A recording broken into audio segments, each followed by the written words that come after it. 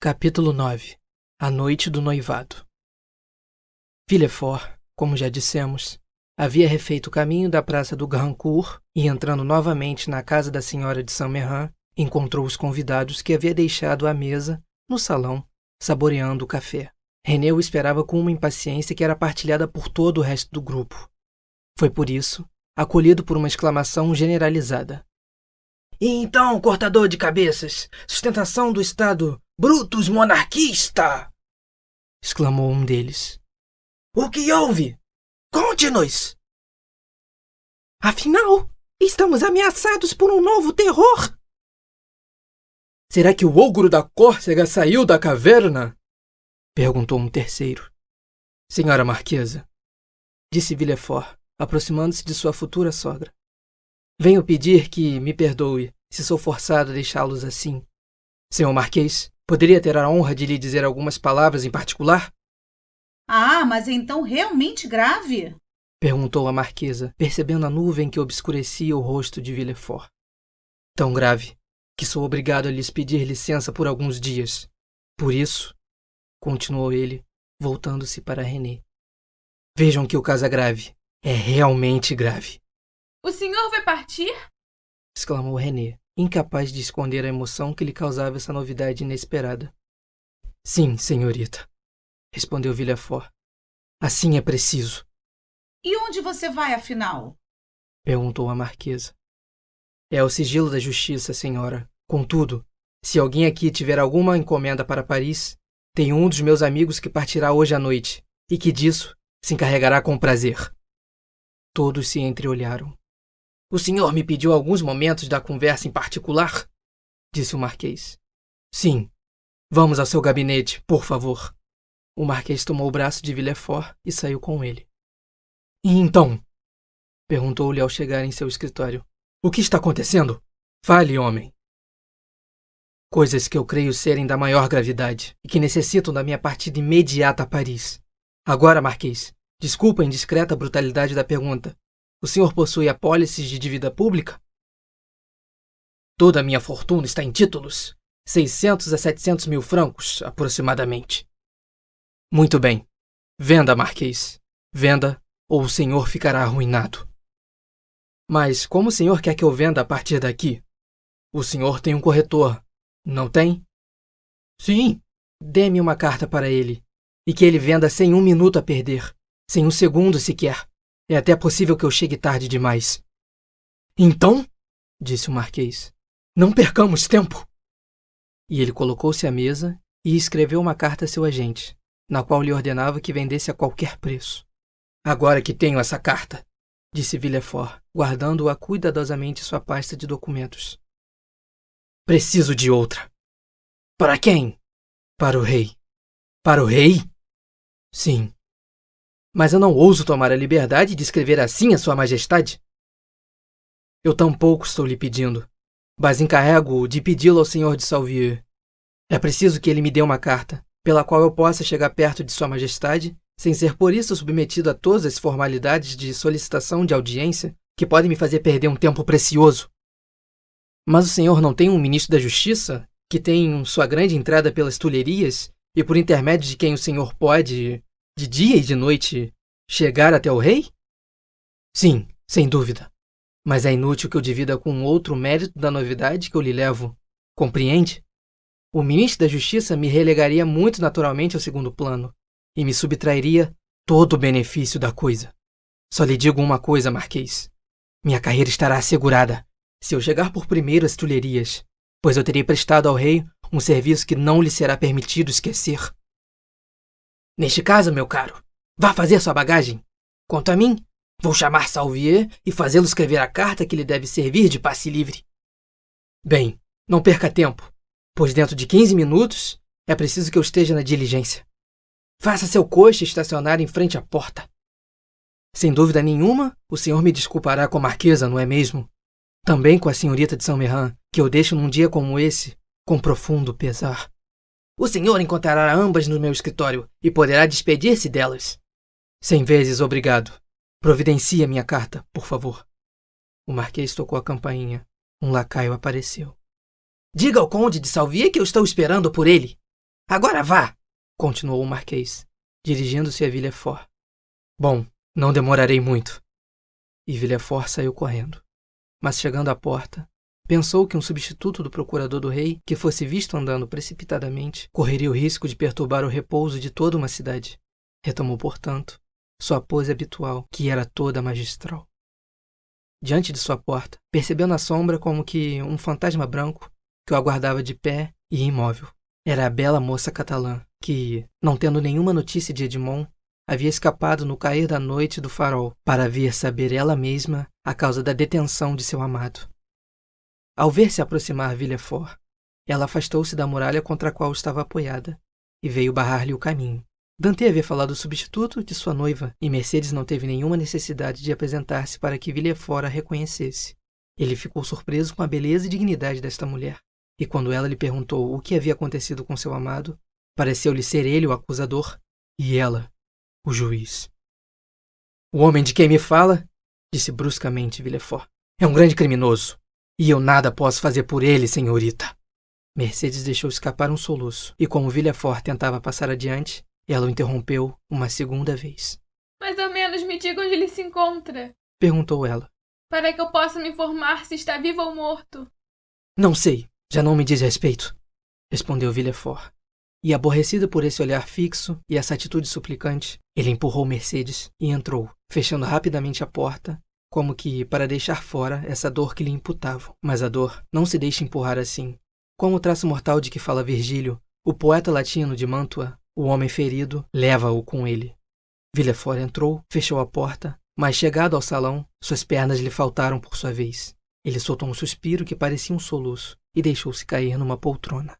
Foi aí que, no fundo desse coração doente, nasceu o primeiro germe de uma úlcera mortal.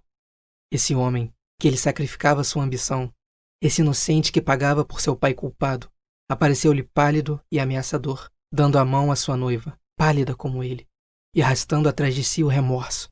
Não aquele que faz arrepiar o doente, como os furiosos da fatalidade antiga, mas esse zumbido surdo e doloroso que, em certos momentos, bate sobre o coração e aflige a lembrança de uma ação passada. Aflição cujas antigas dores aprofundam um mal que continua corroendo até a morte. Então, houve no íntimo desse homem ainda um instante de hesitação.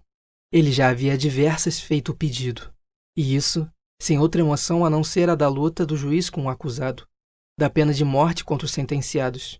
E esses sentenciados, executados graças à sua eloquência esfuziante, que havia conduzido os juízes ou o júri, não havia nem mesmo deixado uma nuvem sobre seu rosto, pois esses sentenciados eram culpados, ou ao menos Villefort acreditava que eles fossem.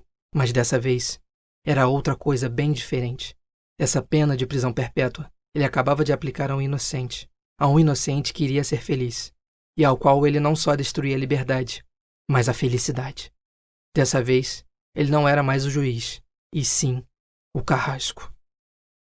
Pensando nisso, ele sentia que esse batimento surdo que foi narrado, e até então lhe era desconhecido, retinindo no fundo de seu coração e enchendo seu peito de vagas apreensões.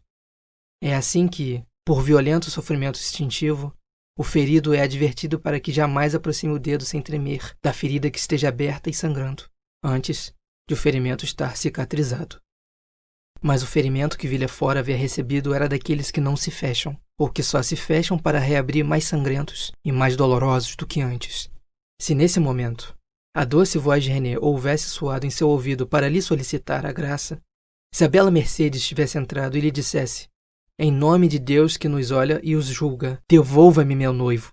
Sim, esse rosto meio franzido sob a necessidade se teria curvado inteiramente, e com suas mãos enregeladas teria, sem dúvida, a despeito do risco que poderia resultar para ele, assinado a ordem de soltura para Dante. Mas nenhuma voz murmurou no silêncio, e a porta abriu-se apenas para dar entrada ao criado do quarto de Villefort, que veio lhe dizer que os cavalos já haviam sido atrelados à calessa de viagem. Villefort levantou-se, ou melhor, saltou como um homem que triunfa sobre uma luta interior. Correu à sua escrivaninha, virou em seus bolsos todo o dinheiro que se encontrava em uma das gavetas, andou por instantes desnorteado à volta do quarto, com a mão na testa e articulando palavras entrecortadas. Depois, finalmente, sentindo que seu criado de quarto acabava de lhe pousar o manto sobre as costas, saiu, lançou-se para dentro do veículo e ordenou com voz breve que passassem pela rua do Grandcourt. na residência do senhor de Saint-Méran. O infeliz Dante estava condenado. Conforme havia prometido o senhor de Saint-Méran, Villefort encontrou a marquesa e René no gabinete. Ao ver René, o jovem estremeceu, pois ele achou que ela iria pedir-lhe novamente a liberdade de Dante. Mas que pena! É preciso dizer, para que a vergonha do nosso egoísmo, que a bela jovem só estava preocupada com uma só coisa: a partida de Villefort. Ela amava Villefort, e ele ia partir justamente no momento de se tornar seu marido. Villefort não podia dizer quando voltaria, e René, ao invés de culpar Dante, maldisse o homem que, por seu crime, a separava de seu amado. E Mercedes, o que diria? A pobre Mercedes havia reencontrado no canto da rua Loge Fernand, que a havia seguido. Ela tinha voltado aos catalães, e morrendo de desespero, ela se havia jogado sobre a cama. Diante desse leito, Fernand pôs-se de joelhos, e apertando sua mão entorpecida, que Mercedes nem pensava em retirar, ele a recobria de beijos ardentes que ela nem mesmo sentia. Passou a noite dessa maneira. A lâmpada apagou-se quando já não havia óleo. Ela não viu tampouco a escuridão, tanto quanto não havia reparado na luz.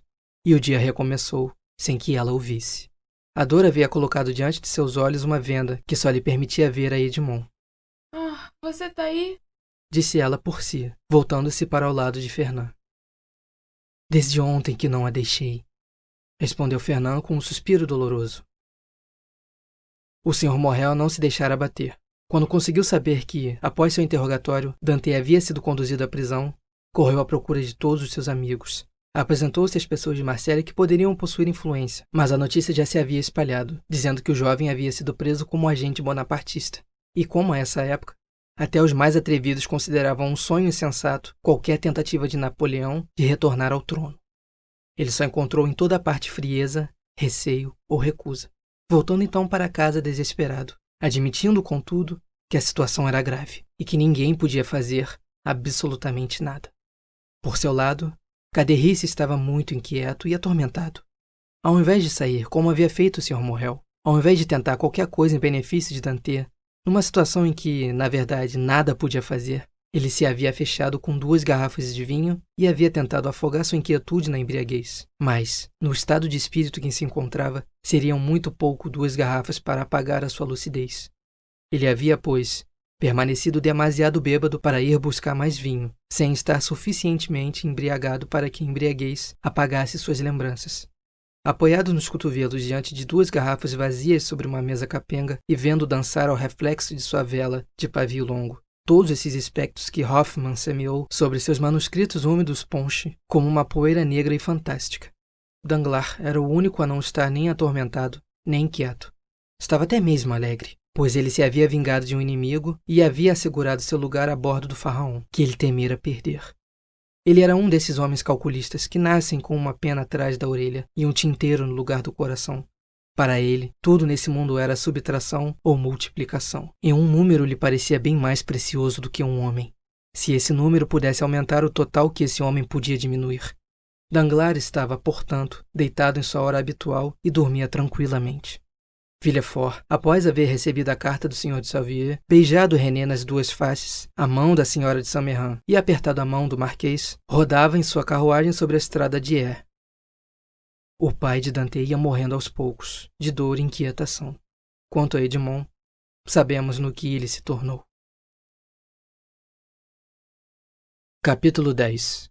O pequeno gabinete das Tulherias. Deixemos Villefort na estrada de Paris, onde, graças aos guias em triplo que ele paga, consegue queimar as etapas, e penetremos nos 2 ou 3 salões que o precedem nesse pequeno gabinete das Tulherias, de janela em arco, tão bem conhecido por ter sido o gabinete favorito de Napoleão e de Luís XVIII, e por ser hoje o de Luís Filipe. Aí, nesse gabinete, sentado diante de uma mesa de nogueira que ele havia trazido de Hartwell, e aqui, por uma dessas manias familiares aos grandes personagens, ele se afeiçoara particularmente, o rei Luís XVIII escutava com pouca atenção um homem de 50 a 52 anos, de cabelos grisalhos, fisionomia aristocrática e bem vestido, anotando à margem de um volume de Horácio, edição de Gryphius, bastante incorreta, embora apreciada, e que se prestava muito às sagazes observações filosóficas de Sua Majestade. — O senhor estava dizendo, falou o rei, que não poderia estar, Sir. De verdade, o senhor teria sonhado com 7 vacas gordas E 7 vacas magras? Não, sir. Por isso nos anunciaria apenas 7 anos de fertilidade e 7 anos de penúria. E com um rei tão previdente quanto é Vossa Majestade, não é preciso temer a penúria. De que outro flagelo está se falando, meu caro Blacas? Sir, presumo ter motivos para crer que uma tempestade se forma para os lados do Midi. Muito bem, meu caro Duque, respondeu Luís XVIII. Eu creio que o senhor se encontra mal informado. E sei positivamente, ao contrário, que faz um tempo excelente para aqueles lados. Sendo um homem espirituoso como era, Luís XVIII adorava o humor fácil. Sir, disse o senhor de Blacas, que fosse apenas para dar segurança a um fiel servidor, não poderia Vossa Majestade enviar ao Languedoc, à Provença e ao Dauphiné homens de confiança que lhe fizessem um relatório sobre a situação nessas províncias? Canimus surdi, respondeu o rei, continuando a anotar seu Horácio. Sir, respondeu o cortesão rindo, para dar a entender que compreendia o hemistíquio do poeta de Venúzia. Vossa Majestade pode ter perfeitamente razão em contar com o bom espírito da França, mas receio não estar inteiramente enganado ao temer alguma tentativa desesperada. Da parte de quem? Da parte de Bonaparte, ou ao menos de seu partido. Meu caro Blacas, disse o rei, o senhor me impede de trabalhar com seus terrores. E a mim, sir, o senhor impede de dormir com sua segurança. Espere, meu caro, espere. Tenho uma anotação muito feliz sobre o pastor com Toharet. Espere, e depois o senhor continuará. Fez-se um instante de silêncio, durante o qual Luís XVIII escreveu, com uma caligrafia que ele fazia a menor possível, uma nova nota à margem de seu Horácio. Depois da anotação, continue, meu caro Duque, disse ele, mostrando o ar satisfeito de um homem que crê ter tido uma ideia ao comentar a ideia do outro. Continue, estou escutando. Sir, disse Blacas, que havia tido por um instante a esperança de confiscar Villefort em seu proveito. Sou forçado a lhe dizer que não se trata apenas de simples rumores desprovidos de fundamento, de simples novidades no ar que me inquietam. É um homem de bom senso, merecedor de toda a minha confiança e encarregado por mim de inspecionar o Midi. O duque hesitou ao pronunciar essas palavras. Que chegou de Calessa para me dizer: um grande perigo ameaça o rei. Então, eu corri, sir. Maladucis ave domum, continuou Luís XVIII, anotando. Vossa Majestade está me ordenando não mais insistir sobre esse assunto? Não, meu caro duque. Mas estenda a mão. Qual delas? A que quiser. Pode ser à esquerda. Aqui, sir? Eu lhe digo à esquerda, e o senhor busca a direita. É a minha esquerda que quer dizer. Aí está. O senhor deve encontrar o relatório do ministro da Segurança Pública, datado de ontem. Mas, veja só, eis o senhor Dandré, em pessoa, não é? O que diz, senhor Dandré? Interrompeu Luís XVIII, dirigindo-se ao mordomo que vinha anunciar o ministro da Segurança Pública. Sim, senhor.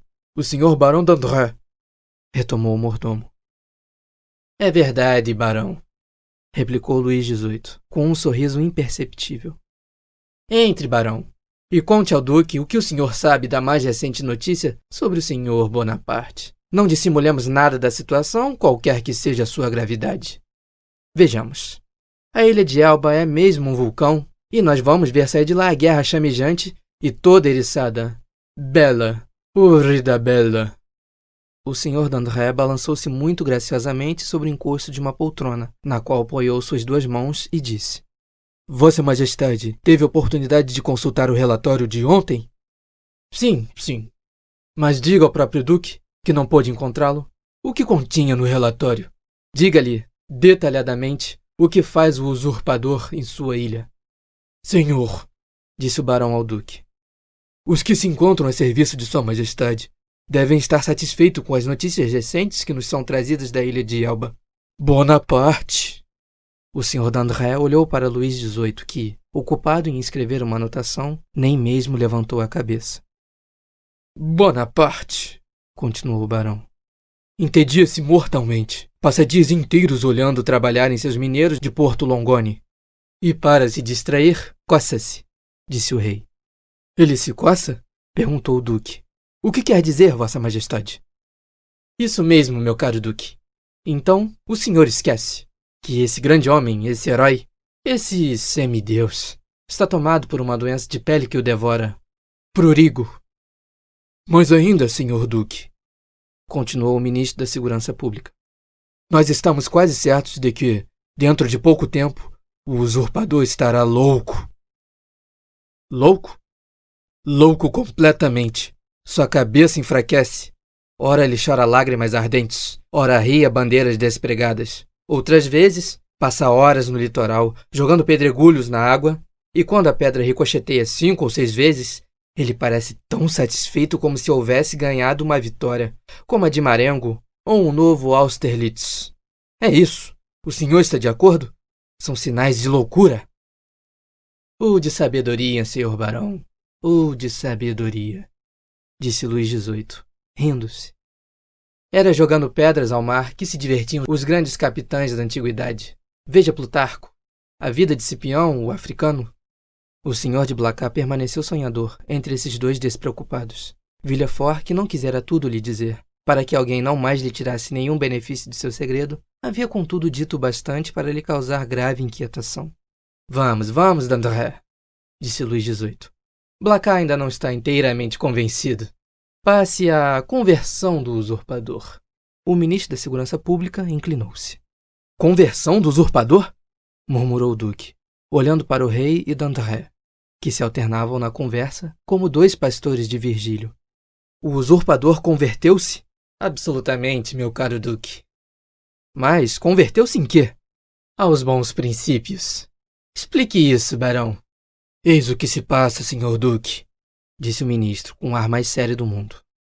Ultimamente, Napoleão andou fazendo uma pesquisa, e como 2 ou 3 de seus velhos soldados, como ele os chama, manifestaram desejo de voltar à França. Ele lhe deu férias, persuadindo-os a servirem seu bom rei. Foram suas próprias palavras, senhor duque. Tenho certeza disso. E então, Blacas, o que pensa disso? Disse o rei, triunfante, parando por um instante de manusear o volumoso tomo que se encontrava aberto diante dele. Eu digo, sir, que ou se engana o senhor ministro da Segurança Pública, ou me engano eu. Mas, como é impossível que o senhor ministro da Segurança Pública, uma vez que ele tem a guarda da segurança e honra de vossa majestade, é provável que seja eu quem comete o erro. Contudo, sir, em lugar de vossa majestade, eu gostaria de interrogar a pessoa de quem lhe falei. Até mesmo insistiria para que vossa majestade lhe fizesse esta honra. Com prazer, duque. Sob seus auspícios eu receberei quem o senhor quiser. Porém, quero recebê-lo de armas na mão. Senhor ministro, o senhor tem um relatório mais recente do que esse que aqui está? Pois esse aqui já data de 20 de fevereiro, e já nos encontramos a 3 de março. Não, sir, mas eu já estava aguardando um por chegar. Como saí essa manhã, é possível que ele tenha chegado durante minha ausência. Vá até a prefeitura, e se não houver nada, muito bem. Continuou rindo Luís XVIII. Invente um. Não é assim que resolvem essas coisas? Oh, sir, disse o ministro. Graças a Deus, sobre esse relatório não há necessidade de inventar nada. Todos os dias nossos escritórios estão superlotados de denúncias, as mais circunstanciadas, que provêm de uma multidão de pobres miseráveis que esperam um pouco de reconhecimento por serviços que não prestam, mas que eles gostariam de prestar. Eles jogam com o acaso e esperam que um dia algum acontecimento inesperado atribua alguma espécie de realidade às suas predições. Muito bem. Vá, senhor, disse Luís XVIII, e pense que eu estou esperando. É só ir e voltar, sir. Dentro de 10 minutos estarei de volta. E quanto a mim, sir, disse o senhor de Blacas, vou buscar meu mensageiro. Espere, disse Luís XVIII. Na verdade, Blacas, é preciso que eu mude seu brasão. Eu lhe darei uma águia de asas desdobradas, segurando entre suas garras uma presa, que tenta em vão lhe escapar, com divisa. Tenax. Estou às ordens, sir, disse o Sr. Blacas, torcendo os punhos de impaciência. Desejaria consultá-lo sobre essa passagem. Molifugen Agnelitu. O senhor sabe que se trata do cervo que foge diante do lobo. O senhor não é caçador e grande monteiro? Como o senhor considera, com essa dupla capacidade, o Moli Agnelitu? É admirável, sir, mas meu mensageiro está como o cervo do qual o senhor fala, pois ele acaba de fazer 220 léguas de Caleça, e isso em apenas 3 dias. É arranjar muita fadiga e muito aborrecimento, meu caro Duque, quando temos o telégrafo que só leva 3 ou 4 horas. E isso, sem que lhe falte o mínimo de fôlego que seja. Ah, Sir, o senhor recompensa bem mal a esse pobre jovem, que chega de tão longe com tanto ardor, para dar a vossa majestade um aviso útil, ainda que não fosse para isso, recomendado pelo senhor de Salvier. Eu o suplico, receba-o bem, por favor. O senhor de Salvier, camareiro de meu irmão? Ele mesmo. De fato, ele se encontra em Marsella. É de lá que ele me escreve. Portanto, ele também fala dessa conspiração? Não, mas ele me recomenda o senhor de Villefort e me encarrega de apresentá-lo a vossa majestade. Senhor de Villefort? Exclamou o rei. Esse mensageiro se chama então Villefort? Sim, sir. É ele quem vem de Marsella? Em pessoa. Por que o senhor não me disse seu nome imediatamente? Perguntou o rei, deixando perceber em seu rosto um começo de inquietude. Sir, eu acreditava ser esse nome desconhecido de vossa majestade. Não é, Blacas. É um espírito sério, elevado, sobretudo ambicioso. E por Deus, o senhor conhece seu pai de nome. Seu pai? Sim, Noirtier. Noirtier? O girondino? Noirtier? O senador? Sim, justamente. E vossa majestade empregou o filho de semelhante homem? Blacas, meu amigo, o senhor não compreende nada. Eu lhe disse que Villefort é ambicioso, e para atingir o sucesso, sacrificará tudo, até mesmo seu pai. Então, sir, devo fazê-lo entrar? Sem demora, Duque. Onde ele está? Ele me espera lá embaixo, no meu carro. Vá buscá-lo. Apresse-me a fazê-lo. O Duque saiu com a vivacidade de um jovem. O ardor de seu monarquismo sincero dava-lhe de novo seus 20 anos. Luís XVIII ficou só. Pondo de volta seus olhos sobre o Horácio entreaberto, murmurou. Justum et nascem propositum virum. Homem de justos e tenazes propósitos. Ao varão justo e firme em seus propósitos. O senhor de Blacas subiu outra vez, com a mesma rapidez com que havia descido, mas na antessala foi forçado a invocar a autoridade do rei. A casaca empoeirada de Villefort, sua vestimenta em nada estava de acordo com o vestuário em uso da corte. Tinha excitado a sociabilidade do senhor de Broisère, que ficou atônito por encontrar nesse jovem a pretensão de aparecer assim vestido diante do rei. Mas o duque eliminou todas as dificuldades com uma só palavra: ordem de sua majestade. E apesar das observações que continuou a fazer ao mestre de cerimônias, em honra dos princípios, Villefort foi levado à presença de Luís XVIII. O rei estava sentado no mesmo lugar onde o havia deixado o duque. Abrindo a porta, Villefort encontrou-se diante dele. O primeiro movimento do jovem magistrado foi de interromper-se. Entre, senhor de Villefort, disse o rei. Entre. Villefort saudou-o e fez alguns passos à frente, esperando que o rei o interrogasse. Senhor de Villefort, continuou Luís XVIII. Aí está o duque de Blacas, que diz que o senhor tem alguma coisa de importante a nos dizer. Sir, o senhor duque tem razão, e espero que vossa majestade o reconheça por si mesmo. Em primeiro lugar, e antes de qualquer coisa, senhor, o mal é assim tão grande, na sua opinião, quanto desejam me fazer crer? Sir, eu acredito que seja urgente, mas graças às diligências que fiz, não será irreparável, espero. Fale quanto quiser, senhor, disse o rei, que começava a deixar-se emocionar ele próprio, pelo que havia transtornado a fisionomia do senhor de Blacas, e que alternava a voz de Villefort. Fale, e sobretudo comece pelo início. Aprecio a ordem em todas as coisas. Sir, disse Villefort, farei um relatório fiel a vossa majestade, mas rogo seu perdão, caso o distúrbio em que me encontro lance alguma obscuridade em minhas palavras. Um olhar lançado ao rei, após essa insinuante persuasão, assegurou Villefort da benevolência de seu augusto ouvinte, e ele continuou. Sir, cheguei o mais rápido possível a Paris, para fazer saber a vossa majestade que descobri no exercício de minhas funções, não um desses complôs vulgares e sem consequência, como se tramam todos os dias nas classes mais baixas da população civil e do exército, mas uma verdadeira conspiração, uma tempestade que ameaça nada menos do que o trono de vossa majestade. Sir, o usurpador arma 3 navios de guerra. Ele está fazendo planos, talvez de forma sensata. A esta hora, ele deve ter deixado a ilha de Elba. Para ir aonde? Eu o ignoro. Mas certamente para tentar descer, seja em Nápoles, seja no litoral da Toscana, ou até mesmo na França. Vossa Majestade não ignora que o soberano da ilha de Elba conservou relações com a Itália e com a França. Sim, senhor, eu o sei, disse o rei, profundamente comovido. E ainda, ultimamente, fomos avisados do que aconteceram em reuniões bonapartistas na rua Saint-Jacques. Mas continue. Rogo-lhe, como é que o senhor obteve esses detalhes? Sir, eles resultam de um interrogatório que fiz a um homem de Marsella, que há muito tempo o observava e que fiz deter no próprio dia de minha partida. Esse homem, marinheiro turbulento e de um bonapartismo que me parecia suspeito, foi secretamente à ilha de Elba. Aí, encontrou-se com o marechal, que o encarregou de uma missão verbal para um bonapartista em Paris, cujo nome não pude arrancar-lhe. Mas esta missão era de encarregar esse bonapartista de preparar os espíritos para um retorno. Observe que é o interrogatório quem fala, sir. Um retorno que não faltará proximamente. Ah! E onde está esse homem? Perguntou Luís XVIII. Na prisão, sir. E a coisa lhe pareceu grave? Tão grave, sir, que esse acontecimento, tendo me surpreendido em meio a uma festa de família, no exato dia de meu noivado, abandonei tudo. Noiva, amigos, adiei tudo para outra ocasião e vim colocar aos pés de Vossa Majestade os temores dos quais fui atingido e os protestos de meu devotamento. É verdade, disse Luís XVIII.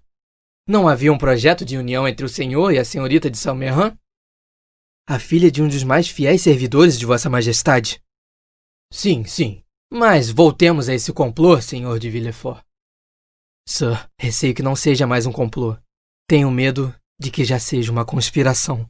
Uma conspiração nesses tempos, disse Luís XVIII, sorrindo. É coisa fácil de engendrar, mas bem mais difícil de conduzir a bom termo. Por isso mesmo que, restabelecido ontem sobre o trono de nossos ancestrais, temos os olhos abertos ao mesmo tempo sobre o passado, sobre o presente e sobre o futuro. Há 10 meses meus ministros redobram a vigilância para que o litoral do Mediterrâneo seja bem guardado. Se Bonaparte descesse em Nápoles, a coalizão de forças inteiras estaria de pé antes mesmo que ele chegasse a Piombino. Se ele descesse na Toscana, colocaria os pés em território inimigo. Se descesse na França, seria com um punhado de homens, e chegaríamos facilmente ao fim. De tal forma é ele execrado pela população. Tranquilize-se, pois, senhor. Mas nem por isso conte menos com o nosso reconhecimento real. Ah, eis o senhor d'André, exclamou o duque de Blacas. Nesse momento, apareceu efetivamente na soleira da porta o senhor ministro da polícia, pálido, trêmulo, e cujo olhar vacilava como se ele tivesse sido ofuscado por um clarão. Villefort deu um passo para se retirar, mas um aperto de mão do senhor de Blacas o reteve.